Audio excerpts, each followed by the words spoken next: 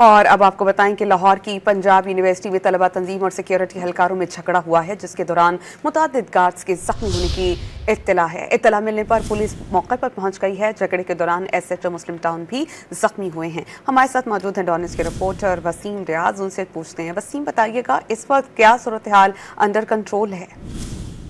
जी देखिए, मामला अब अंडर कंट्रोल ही है। पुलिस क्योंकि मौका पर मौजूद है। पंजाब यूनिवर्सिटी के जो स्टूडेंट्स हैं, उनकी जो सिक्योरिटी गार्ड है, उनके साथ जो है वो ये झगड़ा हुआ, जिसके बाद उन्होंने सिक्योरिटी गार्ड पर जो है वो पथराव और शीशे की बोतलें जो है वो मारना शुरू कर दी। इस दौरान सिक्योरिटी गार्ड की तरफ से भी जो है वो गम की गई। कुछ सिक्योरिटी गार्ड जो है वो जख्मी हुए। जब इत्तला मिलने पर पुलिस मौका पर पहुंची तो पथराव से पुलिस जो है वो भी जख्मी हुई। मुकामी SHO भी शीशा लगने से जो बोतल का है वो जख्मी हो गए हैं।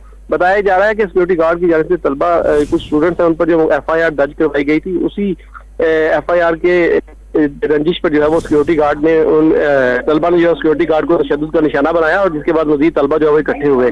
पुलिस ने दोनों अफ्रीकैन को जो है वो अलग-अलग कर दिया है। पुलिस का इस हवाले से कहना है कि जो भी जिन्होंने भी कानून हाथ में लिए उनके खिलाफ कार्रवाई की जाएगी, उनको गिरफ्तार करके कानूनी कार्रवाई अमल लाई जाएगी। बहुत शुक्रिया वसीम, आपने अपडेट किया।